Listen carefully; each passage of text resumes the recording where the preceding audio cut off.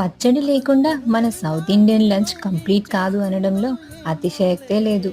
రైస్‌లో ఫస్ట్ ముద్దలో అయినా, లేకుంటే పెరుగన్నంలో అయినా పచ్చడి అయితే ఉండాల్సిందే కదా!